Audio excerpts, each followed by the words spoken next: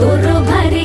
दिसते भारी गणपतीची स्वारी अन आला धादिस मामाच्या घरी मालवण चिपळूण सावंतवाडी माझ्या कोकण गावांचो दिमाग भारी